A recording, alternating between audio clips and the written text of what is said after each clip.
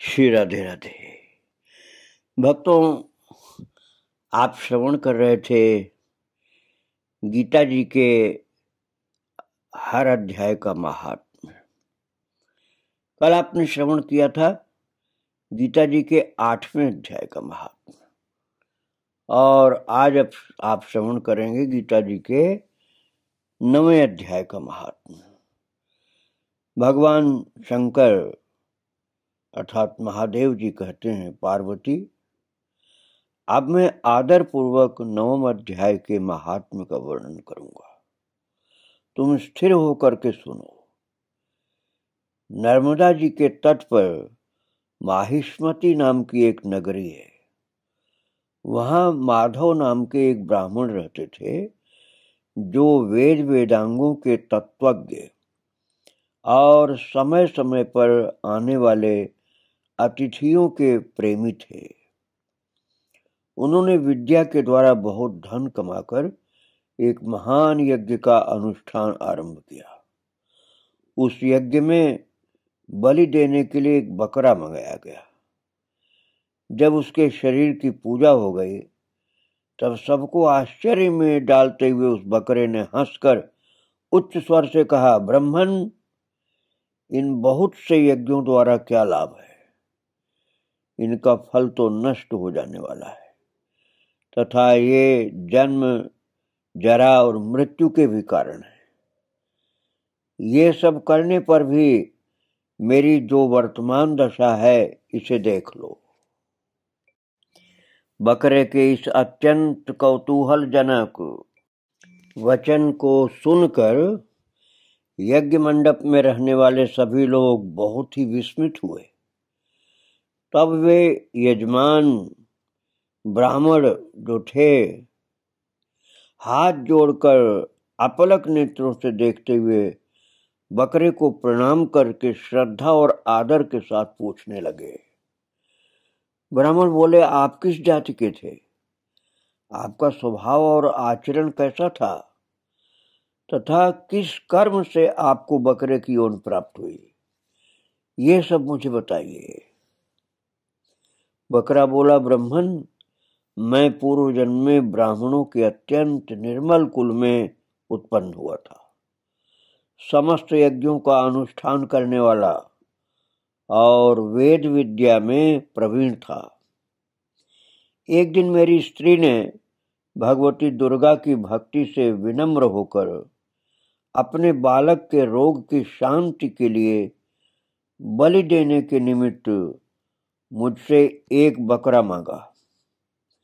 तत्पश्चात जब चंडिका के मंदिर में वो बकरा मारा जाने लगा, उस समय उसकी माता ने मुझे श्राप दिया, ओ ब्राह्मणों में नीच, पापी, तू मेरे बच्चे का वध करना चाहता है, इसलिए तू भी बकरे की योनि में जन्म लेगा।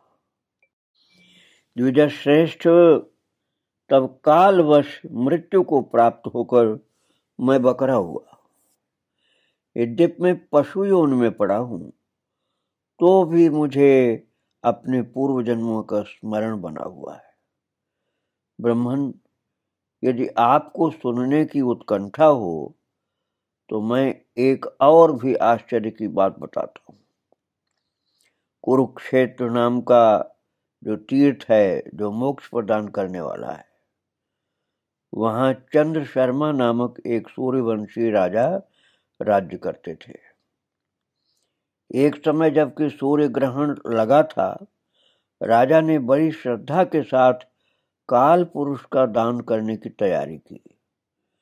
उन्होंने वेद वेदांगों के पारगामी एक विद्वान ब्राह्मण को बुलवाया और पुरोहित के साथ वे तीर्थ के पावन जल से स्नान करने को चले। तीर्थ के पास पहुंचकर राजा ने स्नान किया और 2 वस्त्र धारण किए। फिर पवित्र एवं प्रसन्न चित्त होकर उन्होंने श्वेत चंदन लगाया और बगल में खड़े हुए पुरोहित का हाथ पकड़कर तत्कालोचित मनुष्यों से घिरे हुए अपने स्थान पर लौट आए। आने पर राजा ने यथोचित विधि से भक्ति पूर्वक ब्राह्मण को काल पुरुष का दान किया। तब काल पुरुष का हृदय चीरकर उसमें से एक पापात्मा चांडाल प्रकट हुआ। फिर थोड़ी देर के बाद निंदा भी चांडाली का रूप धारण करके काल पुरुष के शरीर से निकली और ब्राह्मण के पास आ गई। इस प्रकार चांडालों की वो जोड़ी आंखें लाल किए निकली और ब्राह्मण के शरीर में हठात प्रवेश करने लगी। ब्राह्मण मन ही मन गीता के 9वें अध्याय का जप करते थे और राजा चुपचाप ये सब कौतुक देखने लगे। ब्राह्मण के अंतःकरण में भगवान गोविंद शयन करते थे। वे उन्हीं का ध्यान करने लगे। ब्राह्मण ने जब गीता के 9वें अध्याय का पाठ करते हुए अपने आश्रयभूत भगवान का ध्यान किया, उस समय गीता के अक्षरों से प्रकट हुए विष्णु दूतों द्वारा पीड़ित होकर वे दोनों चांडाल भाग चले। उनका उद्योग निष्फल हो गया, अर्थात उनका प्रयास व्यर्थ हो गया। इस प्रकार इस घटना को प्रत्यक्ष देखकर राजा के नेत्र आश्चर्य से चकित हो उठे। उन्होंने ब्राह्मण से पूछा, विप्रवर, इस महाभयंकर आपत्ति को आपने कैसे पार किया? आप किस मंत्र का जप तथा किस देवता का स्मरण कर रहे थे? वो पुरुष तथा वो स्त्री कौन थी?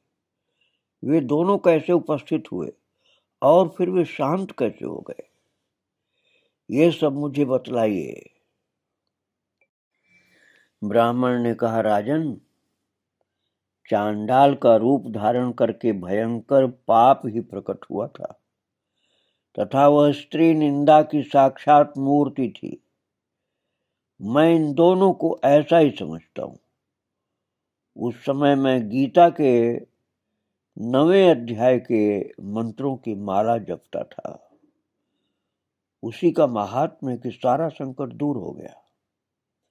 महीपते, मैं नित्य ही गीता जी के 9वें अध्याय का जप करता हूं, पाठ करता हूं। उसी के प्रभाव से प्रतिग्रह जनित आपत्तियों को पार हो सका हूं। प्रतिग्रह जनित अर्थात दान लेने की जो गंदी आदत है, उसके आपत्तियों के पार हो सका हूं। ये सुनकर के राजा ने उसी ब्राह्मण से गीता के 9वें अध्याय का अभ्यास किया। फिर वे दोनों ही परम शांति अर्थात मोक्ष को प्राप्त हो गए। ये कथा सुनकर के ब्राह्मण ने बकरे को बंधन से मुक्त कर दिया और गीता जी के 9वें अध्याय के अभ्यास से परम गति को प्राप्त किया। भक्तों, इस प्रकार से भगवान भोले बाबा ने पार्वती माता को गीता जी के 9वें अध्याय का महात्म्य सुनाया है। और आज आपने 9वें अध्याय का महात्म्य श्रवण किया, कल आप 10वें अध्याय का महात्म्य श्रवण करेंगे। आज प्रभु को और उनके भक्तों को बारंबार प्रणाम करके यहीं विराम दे रहा हूं। श्री राधे राधे। जय जय श्री राधे श्याम, जय जय श्री सीताराम। वृंदावन बिहारी लाल की जय, राधा रानी की जय। हम लोग भी आज के गीता महात्म्य को श्रवण करके गीता जी के 9वें अध्याय का भावपूर्वक श्रद्धापूर्वक पाठ करें, मंत्रों का जप करें तो हमको भी लाभ प्राप्त होगा।